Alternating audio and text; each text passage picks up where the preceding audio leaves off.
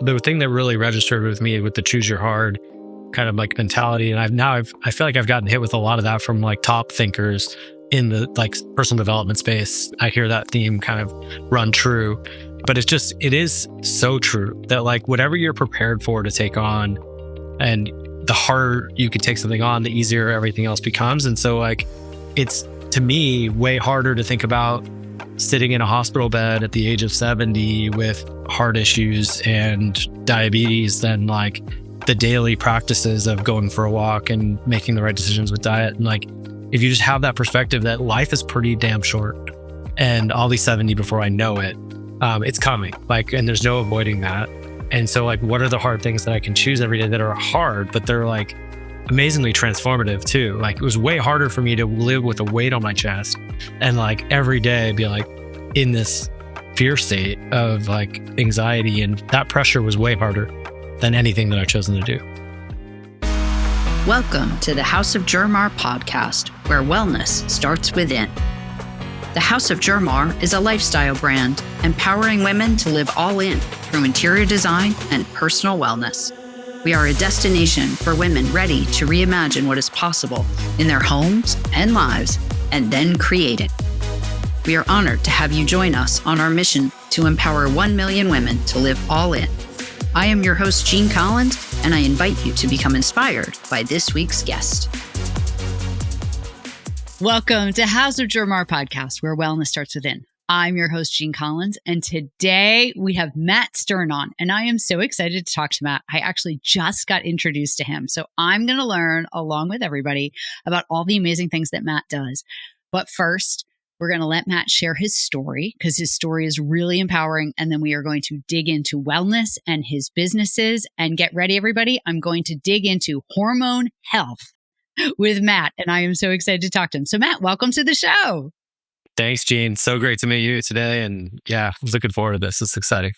Oh, this is so fun. So just to give everybody an idea, I love to tell people kind of how we get connected because I think it helps people recognize that, you should always just ask for certain things. So someone from Matt's team reached out to me on LinkedIn to connect with me on LinkedIn. And I don't just say yes to anybody anymore because I found Matt and I were talking about this, it's messing up my LinkedIn algorithm because I'm getting connected to people that I don't really want to be connected with. And so LinkedIn keeps thinking that like that's who my target audience is and that's who I want to connect with and be friends with. So I don't automatically say yes. And I do look into people when they reach out and ask to get connected to me on LinkedIn.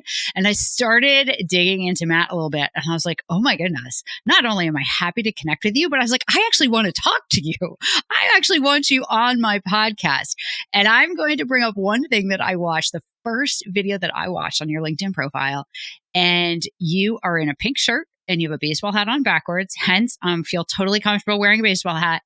And the whole thing is about your why and the fact that your toes are pink. You had me at the why, and we're going to dig into that a little bit because your why about why you do the things that you do, we're going to dig into that and wellness. But before we do, on your website, everything about you, it talks about how you went from being completely broke to building, I don't want to get the numbers wrong, people, $300 million in collective businesses. And by the way, folks, he's the CEO of the Stern Group and MyStart Health. So he's super successful. Can you share a little bit about that journey before we dig into everything else? Thank you, Jane. Yeah, happy to. Like everyone, I feel like I'm still just kind of starting and figuring out this journey, but I'm 20 years now with perspective into building businesses, which is wild to think about. But yeah, I love that first video connected with you because that is where I'm at in this phase in life, right? This phase and this next phase of, being in your 40s and having a family and now trying to restart companies. And this phase is completely different than the previous phases that I've been through, and the why shifts as well. But now there's nothing else that gets me up in the morning besides my daughter and my family. So yeah, I think going back 20 years, I guess a little further than that, but coming out of high school, I had everything growing up. Like when you think about my journey really starts with being super privileged, honestly. And so like most of my gratitude, I think, stems from having two amazing parents that loved me fully and raised me with a lot of love and compassion for other people. And that's kind of, I think, the foundation of how I was built. But unfortunately, my dad battled demons that we didn't know about when I was a kid. My dad at one point was diagnosed bipolar, and it explained a lot of the things that we dealt with as a family as I grew up, where he would go through periods of just like everything, being on top of the world, right? And like everything being amazing, and then being then very disconnected and guarded, and these kind of ups and downs that he went through. You could see it through over years of that would pass in like our family's history. And it all came to kind of a head my senior year of high school. He had seemingly, what I've come to a conclusion now is like been out of work for a long time. He had been an entrepreneur, had created multiple businesses, but was never very good at managing his money. And I think he had just one venture on top of us buying a home and doing construction on that home, which he had no business managing, where he just got totally over his head. And he wound up taking out debt in my name, my mom's name, obviously in his, and really burying our family in financial debt. And at that point, my parents sold the house, and my mom and I had nowhere to turn. And I look at that kind of as my starting point, because we were taken in by family friends. My mom and I moved into a pool house that was about 300, 400 square feet, where some friends of our family built a wall in the middle of this pool house and put in a little like kitchenette where we had a plug-in stove, electric skillet. And my mom and I moved in there, and that's where I spent my freshman year of college. So instead of going off to school and doing what all my buddies were doing at all the big universities, I was home living across the wall from my mom. And yeah, I've been back there since, and it gives me chills. Like literally brought me to tears the second I walked down this little road to the house and saw the pool house. And so I think the pool house is where I've kind of anchored myself from like emotional strength perspective, and said like, I'll never be back there. Right. Like that's where I'll never be back there. And from that moment forward, I committed myself to just doing everything as well as I could do it. So working my ass off, getting a 4.0 in school. I wound up getting a full ride to go to Cal Berkeley and graduated from there, which I never thought I would do.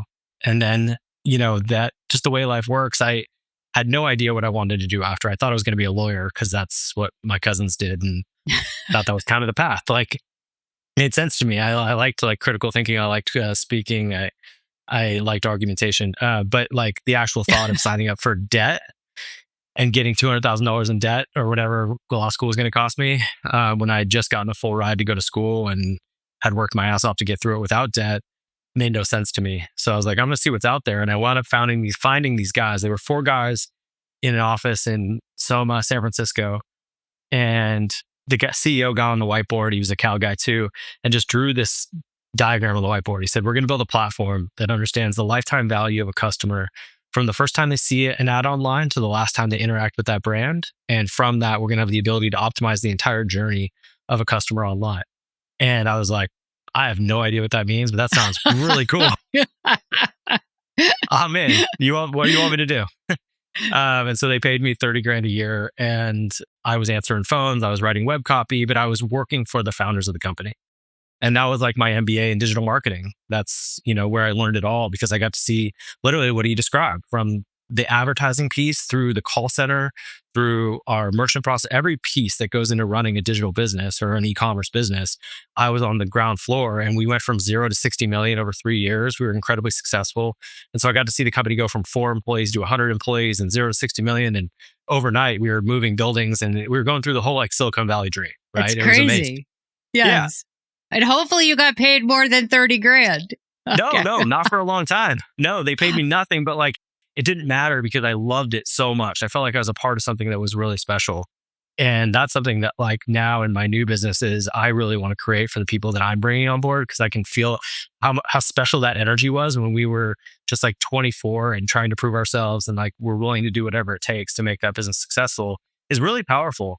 Eventually I made more money, but like it was years into it before like I really earned significantly more, like what would be a living wage today, but we just loved it, and we were all invested in the business. We were all rowing together, and it was really exciting and fun. And then 2009, I had the opportunity to go out on my own and start my own business, and that's what I did. So at 27, I started my first company with an incredible business partner who was a mentor to me and kind of like big brother to me. We did that for 9 years, where we invested in companies and grew businesses using our strength in digital marketing. And that's where that $300 million number comes from, right? It's like we continually used our expertise in growth marketing to latch on to businesses where we thought they had incredible potential, but didn't really know what they were doing from a digital execution perspective. And that's what we had. We had a team of experts that were at one point like 20 folks that were experts of what they did in digital growth. And we continue to replicate that business by business. And that's been the formula that I've continued to grow and build from. So that brings us forward to today and what we're doing with MyStart. And yeah, it's been a ride. It's wild to think about. And I love that. Yeah. And there's so many things that you said that are so interesting. Which is you started out having no idea where you were going, which I can truly appreciate because so many of us don't. And so many people as entrepreneurs, we ebb and flow and we grow and we get interested in different things and we change paths and we start stuff and we stop stuff and we start stuff and we start stuff. And, that's kind of what we do as entrepreneurs. I'm on as someone said to me the other day, you keep reinventing yourself. And I was like, I don't know if that's a compliment or not. Hell I'm yeah. not sure. I don't really know. That's a big time compliment. I kind of feel like I'm on, business number 5 in 5 years, but I relate to that too. Yeah. My wife used to say I was starting a new business every week. And I was like, I'm not starting a new business every week, but I am so interested in business that I was always like into different things and like researching and going deep on different topics, really trying to figure out where I wanted to go deep. But to her on the surface, it looked like I was, It looked like you always were. Yes. Well, but you also talk about like really understanding something that you're really good at and then like diving all in with something that you're really good at and something that you're really passionate about bringing to the marketplace, which I think as an entrepreneur is so important. And I think as soon as you are not passionate about it or it doesn't spark that within you, then it is time to move on to do something else because that passion is what helps entrepreneurs grow businesses and attract the right energy to bring the right customers and the right opportunity to them. I think that's really well said. Yeah. And I think that's still, until this point, like until this latest business, which we'll get into and talk about, I think that was still really lacking for me in a lot of the other businesses. They were so driven by, like we talked about in the beginning, the why of like making money and proving myself and never living in the pool house again. And like that whole fear factor that drove me from a financial perspective wasn't also steered towards building businesses that had a lot of value creation in the world. And businesses that I felt super passionate about, it was like, it didn't matter. It was like, we can sell it, so we're going to do it. And it led us down a path of creating a lot of transactional success, but I would say not a lot of internal, what I would call success. Yes. Yes. And it's so important. Now, your daughter, is she in kindergarten? Am I getting that correct? Almost. We got one more year of pre-K. She's 4.5. Okay. All right. Yeah, So she's getting there. Oh my goodness. So pre-K is still, she's out of the house for a couple of days. No, it's full schedule. They're game on. These pre-Ks in San Francisco, they're not messing around. Yeah. I love that. 2 working That's so parents. Good. We're full time. Yeah. Oh my goodness. That is so good. You know what? And honestly, she needs it. It's so good for her. Now, when did you start your company, MyStart Health? When did you start that? I started working on it last June. We launched last August. So we're officially like past the 1 year mark, which I think is really exciting. And we have a ton of momentum right now. So it's, we're hitting this like inflection point that is extremely exciting. So now it becomes less of like the fear factor of, is this going to work, to like, okay, how do we really make it successful? And we're like on the verge of taking that next leap and I'm loving it. Yeah. Oh, I love that. Yeah. Before we talk about what it is, what made you, or let me rephrase this. What's the correlation between becoming a father, becoming a parent, and moving this shift into wellness and everything else that we're going to talk about? Wow. Well, the wellness journey for me started really when my dad got sick. He passed away when he was 64 and I was 27. So my wellness journey and my connection to my health really started then, where I really shifted everything and was like, I'm not going to go down that path, because his was all tied to not being healthy and not having access, really, I'd say, to healthcare that he was connected to that could actually move the needle for him. So that's always been there for me for the last 17 years, call it. Like a long time, like, right, where I've really cared. But the connection to having a child takes it to a whole nother level, where like now you want to, at least for me, I want to be here forever. Like I want to live to 120 because I want to go through all of this. I want to see it Yeah. all for her, right? I want to be here and do it all. So yeah, I mean, getting up and working out in the morning and caring about that really matters. And then creating something that has lasting value in the world as well, I think is hugely connected to having a child, because you start to realize that like you want to have something to leave behind, something that's a legacy that she can point to and be proud of as well. Like, my dad built this, and like, that's really cool. And hopefully it inspires her, right, to go and do great things and be brave and try things. And so, yeah, I think that's tied to everything that I'm doing. Which I love. And so thank you for answering that, because I think the way that you answered it just says a lot about you as a human being. And I've seen the video and I understand your why, because I've, done a bunch of research on you and feel connected in that I know you already.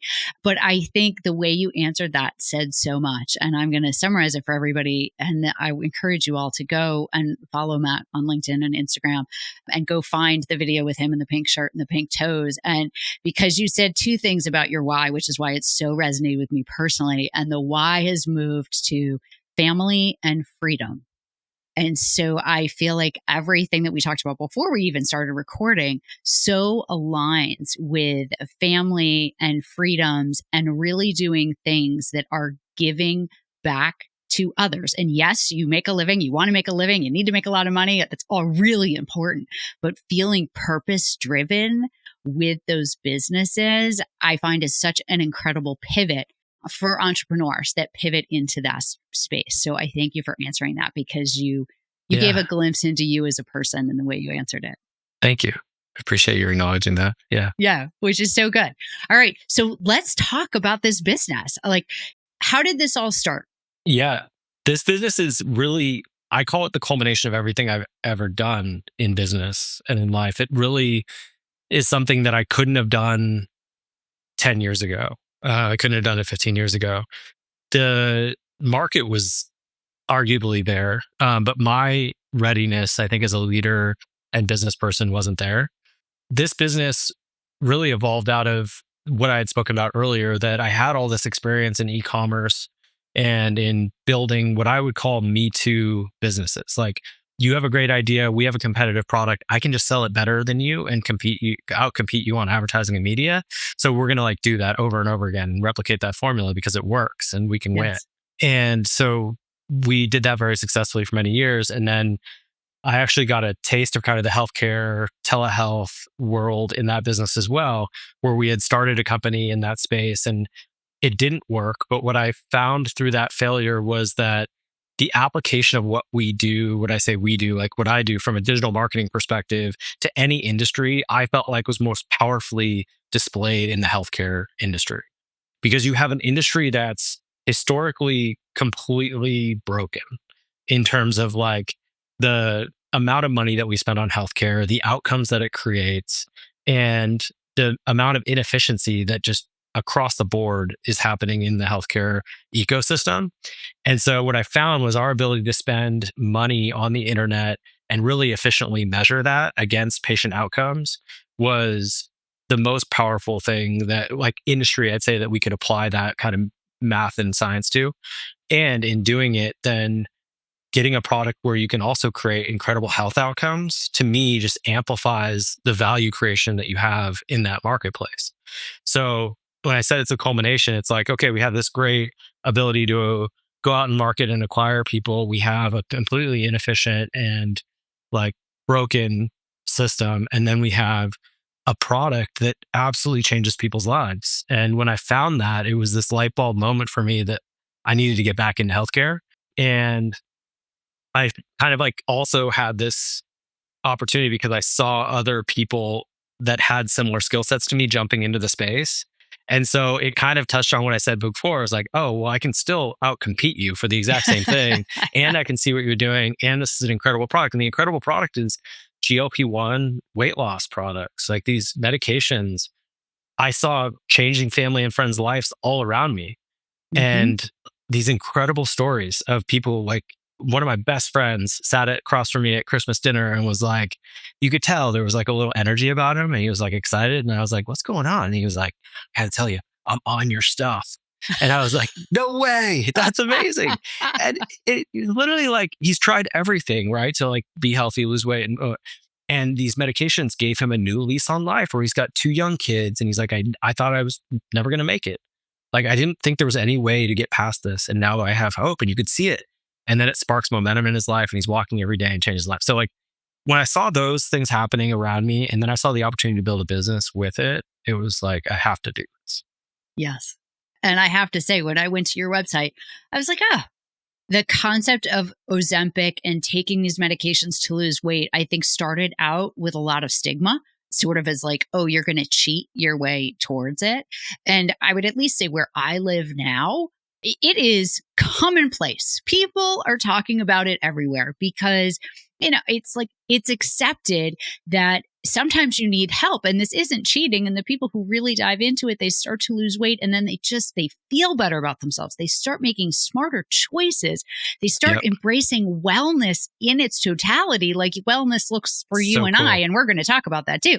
But it is, I've seen it change so many people's lives, and people are now, and I'm happy for this, willing to say that, yes, that's how they got the help they needed, because I think it takes the stigma off of it, which we need as a society.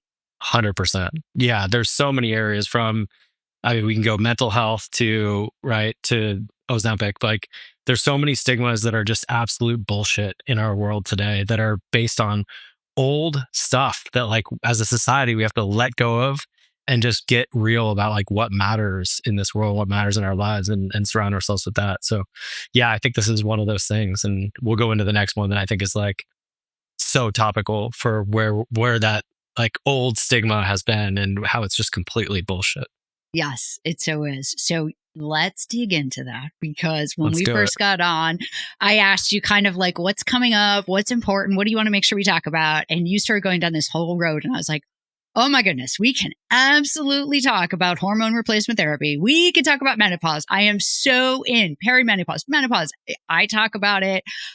I've posted videos about it because I truly believe, now that I am like in the middle of it, this is a subject that once again has a stigma, is not discussed enough. People don't talk about it. And there are too many women that are out there going through this journey alone. And I am so happy that there are people like you, plus a lot of the people that that we started talking about, that are really trying to bring this subject to the forefront and help women feel empowered to deal with this stage of life that is natural and it is happening, and you shouldn't have to suffer.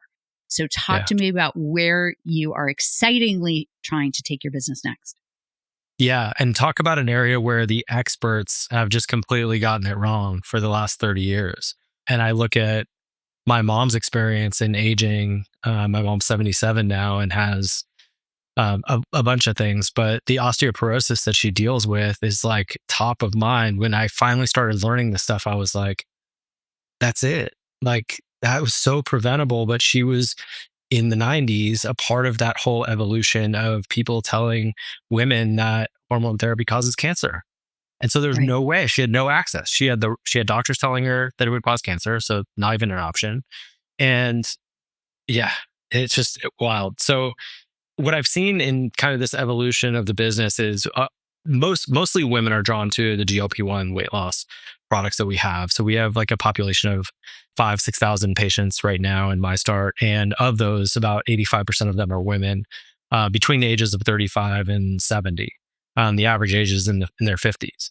So when I started to think about other things that would be beneficial to their longevity and to their lifespan, hormone therapy just started rising to the surface. And this has been probably the last 6 months that I've been paying attention to it. And as I started to pay attention to it, I started to see that the experts that are out there on the topic are really women like yourself that have been through it, that can share their stories, because the doctors still don't know, right? They're still lost in like the old traditional medical world that like doesn't want to acknowledge that this is a thing. And then it slapped me like right in the face. Besides the story about my mom, it slapped me right in the face with my wife, who had our daughter 4.5 years ago and has battled ever since to get her brain and her body back, and has been to doctors and has multiple times done blood work. And the doctor comes back and says, "You're great. You're healthy." And she's like, "No, I'm not.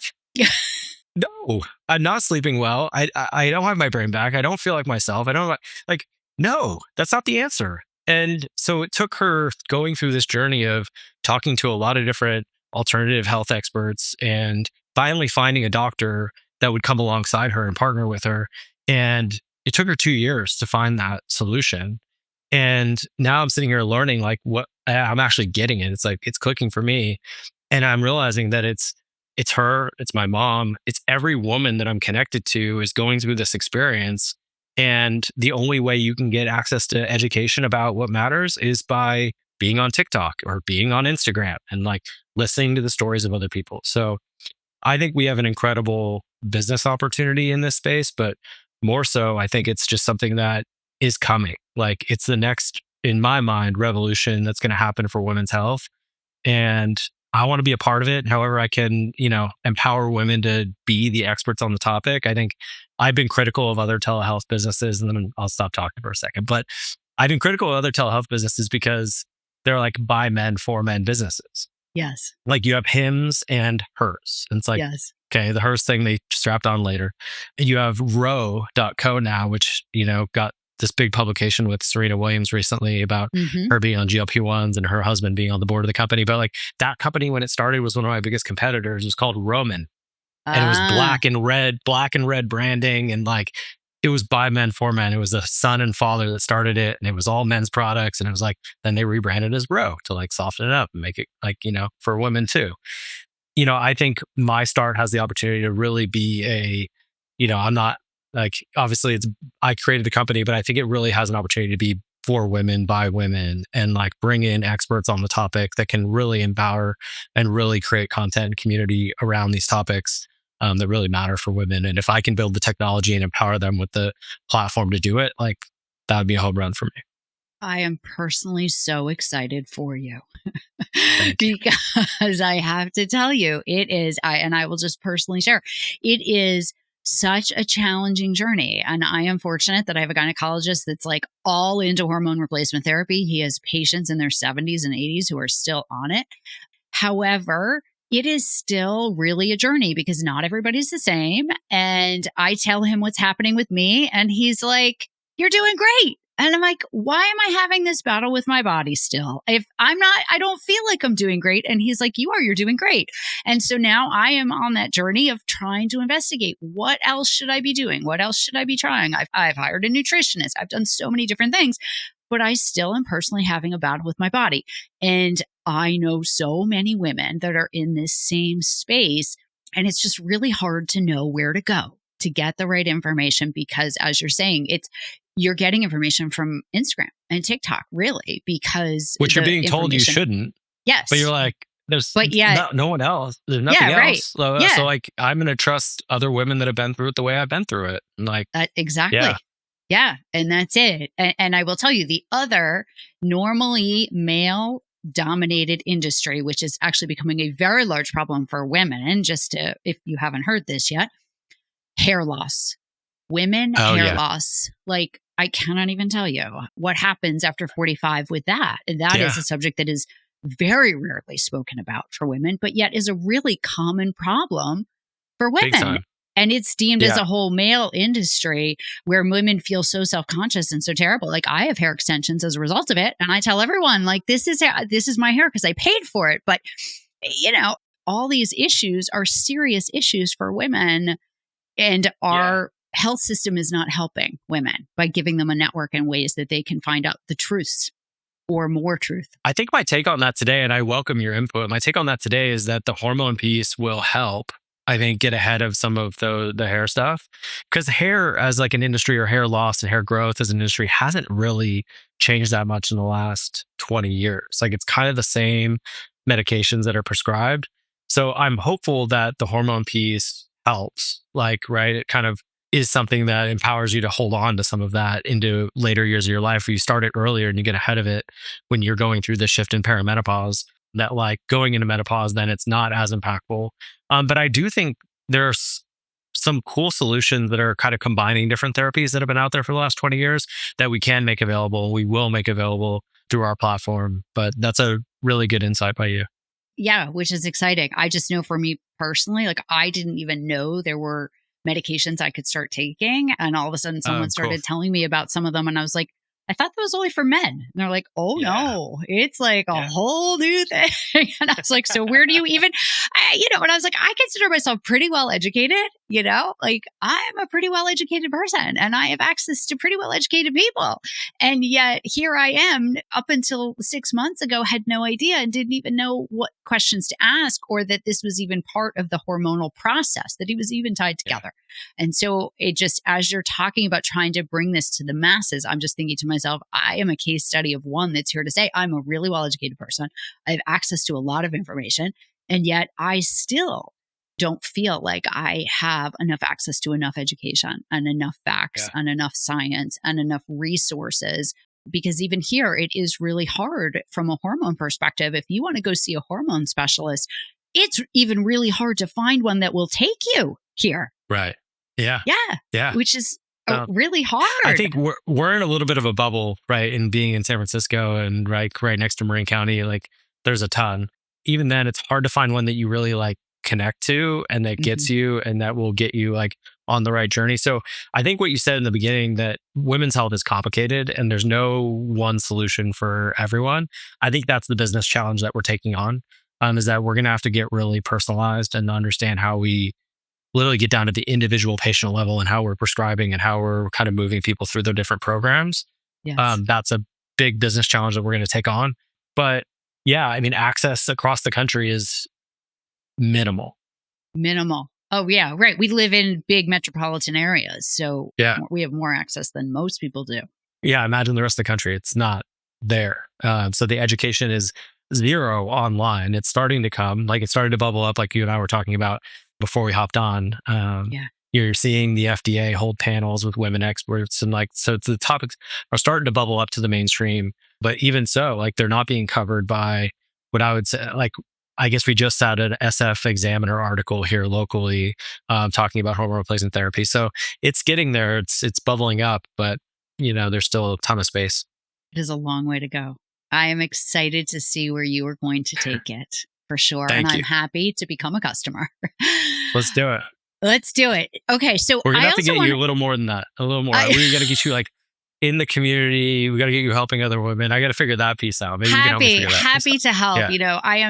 Really, it has been one of the greatest gifts to start a podcast and really be able to connect with people and just really help people have access to information and to ideas and to getting inspired by what other people are doing, because the internet is a big space and there are so many people out there on the internet. And so sometimes finding that person who you can connect with, who you can help, is harder to do. So I feel very grateful to have a public platform to be able to do that with. So happy to be a part of anything that you do. So thank you. I would also love to talk about wellness for you, because I think it is important for people who, kind of see people like yourself and myself. And we look healthy and we exercise and we have these great businesses and we're successful. But one thing that I think everyone that I've found that is like yourself and myself and many of my guests is that wellness is an absolute priority in life. It is a non-negotiable. And I think it's important to share what my individual guests do for wellness to show people that everybody's got different ideas of wellness and you got to pick what works for you.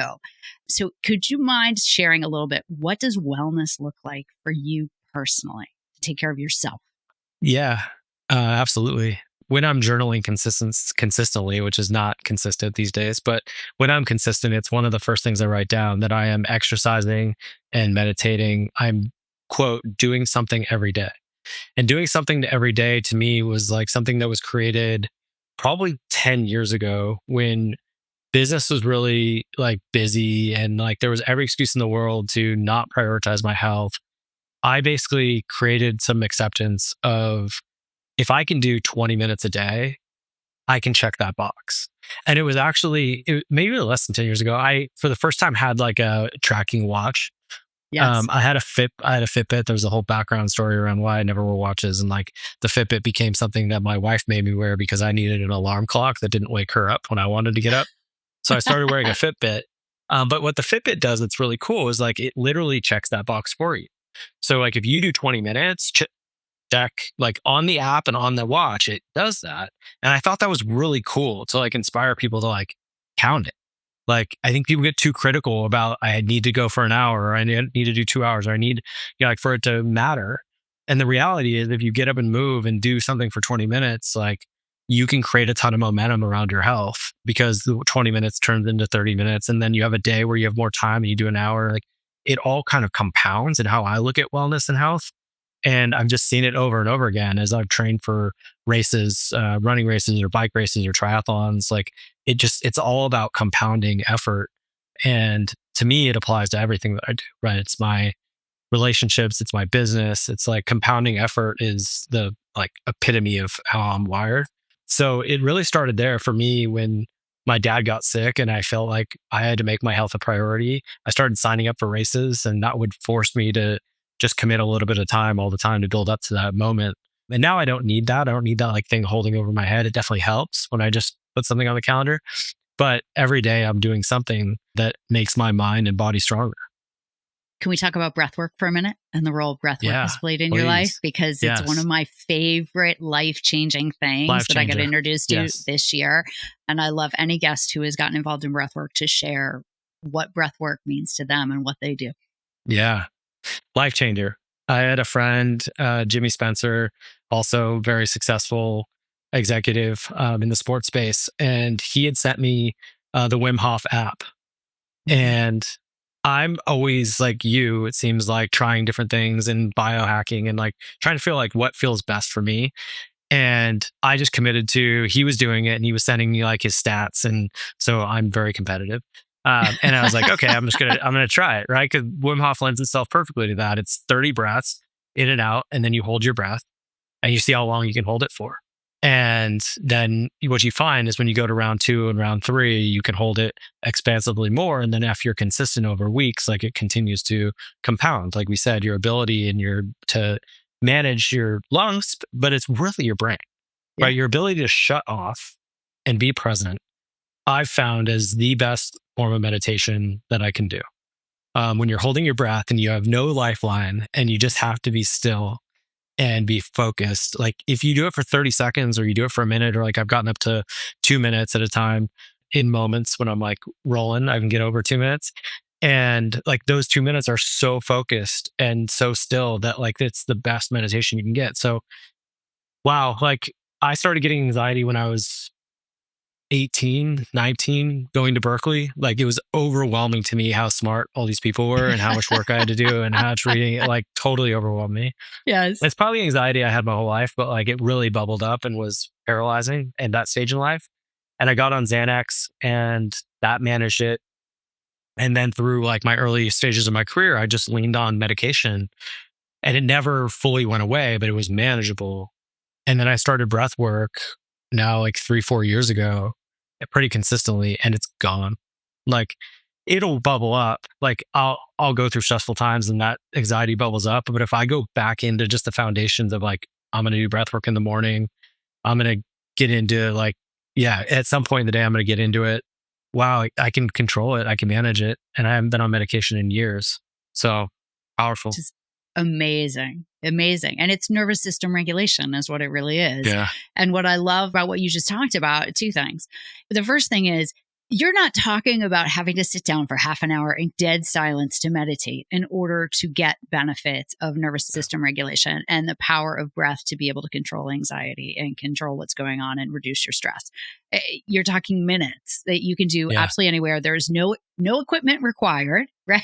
Like you can do it anywhere, anytime. He has a video on YouTube that's absolutely free that walks you through it. I pay $60 a year for the app, which I feel like is a no-brainer. It's still a bargain. Yeah. But like you can be sitting on a plane. The person next to you doesn't even need to know what's going on. You could just be doing it. And don't think it's a little weird. They might think it's a little weird, but who cares? I see people on the beach like, I'm like, I know what they're doing, but I don't.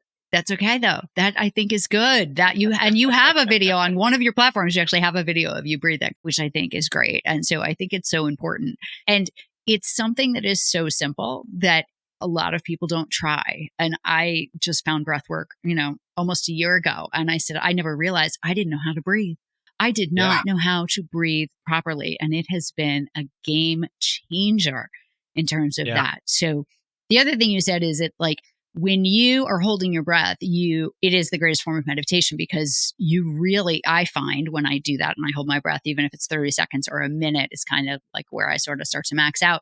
But I am so focused on holding my breath. And when I do it, I'm so focused on connecting to what I am feeling in my body that there is no other thought going on. There is nothing else. And so it is the beginning of really being able to learn how to meditate. If you can first learn how to breathe properly, it makes meditation that much easier, because meditation, at least for me, is not about not thinking. It's about having a thought and letting it go and learning how to have that happen. And it's not to say that while you're sitting there holding your breath, you're not thinking like, oh my God, is this over? Is this over? Are we there yet? You know, because you might be like, when are they going to say, when's the timer going to go off? Totally. But it's about learning to let it go and just really dial in. I would just add that just for people like listening to our conversation, that also it's not easy. Like it sounds simple, but to actually commit to it every day and go through the like 3 rounds, even 1 round, right? Like, and it's not easy. I fall out of it all the time. Like I know it's the best thing I can possibly do with that like 8 minutes that I have, but I still don't do it sometimes because it's like challenging to get settled and get in that space and go through it. It's like physically a challenge too. I think, at least for me, that's my experience of it. And meditation, same thing, right? Like it gets frustrating as someone who's competitive to be like, I can't just but it's exactly what you said. It's the ability to reconnect to that stillness and let the thoughts go. And that practice of just consistently failing and then reconnecting and failing and reconnecting and failing and reconnecting. And that's been my framing that I've gotten, and to enjoy meditation a lot more has been that acceptance of failure and restarting as like a theme that just runs through everything that we do in life. Right. Exactly. Don't expect perfection. And also, you talk about this, I think, somewhere online, somewhere. I'm not sure where, but I remember hearing you talk about picking your hard, right? Like, what's going to be your hard thing that you're going to do today? Like, what is the hard thing? And maybe it is breath work for 8 minutes or 3 minutes or 5 minutes. And maybe it is finding half an hour to go for a walk. And just, but I think having a commitment every day to doing something that is for your personal wellness that might not be, easy. It doesn't have to be exhausting. Like you don't have to be on the floor dead after a half an hour run, but just finding something that stretches you, whether it's stretching your time, stretching you mentally, stretching you physically, I think is a really good thing to do, because then it makes everything else just a little easier. That's it.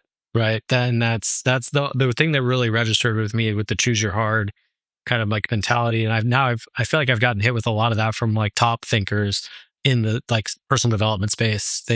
I hear that theme kind of run true, but it is so true that like whatever you're prepared for to take on, and the harder you can take something on, the easier everything else becomes. And so like, it's to me way harder to think about sitting in a hospital bed at the age of 70 with heart issues and diabetes than like the daily practices of going for a walk and making the right decisions with diet. And like, if you just have that perspective that life is pretty damn short, and I'll be 70 before I know it. It's coming, like, and there's no avoiding that. And so like, what are the hard things that I can choose every day that are hard, but they're like amazingly transformative too. Like it was way harder for me to live with a weight on my chest and like every day be like in this fear state of like anxiety and yeah, that pressure was way harder than anything that I've chosen to do. Yes. Yes. So talking about hard, I have 2 more questions, and then you've given us so much of your time. So thank you. But 2 more questions.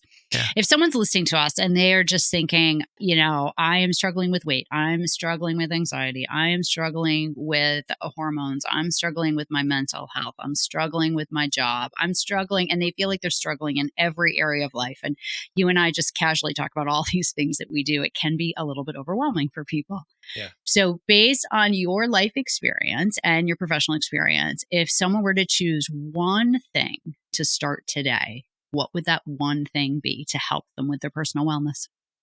A daily walk. To me, it's the simplest. It's like put on something positive that you love to listen to in your headphones, grab onto any of the amazing thinkers that are out there, whether it's like Brendon Burchard or Tony Robbins or Mel Robbins. Like there's so many incredible thinkers out there on like the state of being a positive human in the world, and like grab onto something positive or a book that you love, put it in your ears and start to walk. And I think like that daily practice of creating space for yourself and putting positivity into your ears for a moment, whether it's 10, 15, 20 minutes, whatever you can do, I think will create those initial steps that you need. I couldn't agree more. And it's about making yourself a priority in your own life, which is something that is so hard to do for a lot of people. And that's something I'm very passionate about trying to help women find themselves within their own lives, because a lot of women lose themselves in their lives, especially as they start to get older. And so it's learning to pause and find even the smallest moments of time, whether it's 20 minutes, half an hour, 15, 10, whatever it is, somewhere in the life that you make yourself the center and the priority and have it tied to your wellness, I think is the greatest place to start. So I'm so glad you said that as your answer. Yeah. So thank you. Absolutely. Okay. So before I let you go, I always ask all my guests if there is a book that they would like to recommend, book or books that they would like to recommend, or an author that they recommend that has changed or impacted themselves personally or professionally, because I'm a true believer that books can inspire and change lives. So what book, books, author would you like to recommend people check out? Yeah, that's a good one. I think my brain turns to Ryan Holiday. Okay. He, not just from a book perspective, he's written a ton of books, but he has 2 newsletters that I just tie to daily. That one's called The Daily Dad and the other one's called The Daily Stoic. Ooh. And so like if you have 3 minutes, I don't know, to like get his email, I love that because it gives you a theme that like you can connect to in the day. And I love the Daily Dad one too, because it ties into those Stoic principles. The last book I read of his is Ego is the Enemy. And I think that one I flew through because it just ties to so many of the principles that I stand on. My principles are like being self-aware and like checking your ego at the door. So self-awareness and emotional intelligence are the 2 pillars that I've built my entire life on. And that's what he's preaching nonstop, right? Is that all these great leaders that have come before us and people that have changed the world were all about what can I do for others and how can I be of service? And, I think that's it. And he's just every day producing content that speaks to that, which I think is super impressive. Oh, and I think that's so important. I think when you start doing things, yes, we all need to make money. We all need to have a career. We all want to be making an impact. But I think when you start doing things from the heart, it shows and it comes through your passion for trying to help people and empower people and your commitment to wellness and health. It shines through as you speak. So I thank you so much for sharing that. I am so excited for where your business is going. We will absolutely stay connected. I'll put in the show notes every way that everybody can follow you, get connected with you, see about your businesses. And I hope everybody will follow and like and subscribe to your newsletters and follow everything that you're doing. And I thank you so much, Matt, for all the time and for making this work and for letting me wear a baseball hat, because I am going to go out for a walk after this. So therefore, I'm wearing, and you have a hat. You always have a hat on Instagram and stuff. So I love that. So thank you, Matt, so much for your time. And it's an honor to get to meet you. So thank you for being on the show and wishing you all the best. Thank you so much. It was great to meet you, and I'm excited to continue our conversations. Thank you. Have a great day. Right. We'll stay in touch. Thank you for joining us for another episode of the House of Germar podcast, where wellness starts within. We appreciate you being a part of our community and hope you felt inspired and motivated by our guest. If you enjoyed this episode, please write us a review and share it with friends. Building our reach on YouTube and Apple Podcasts will help us get closer to our mission to empower 1 million women to live all in. You can also follow us on Instagram at House of Germar and sign up to be a part of our monthly inspiration newsletter through our website, houseofgermar.com. If you or someone you know would be a good guest on the show, please reach out to us at podcast@houseofgermar.com. This has been a House of Germar production with your host, Jean Collins. Thank you for joining our house.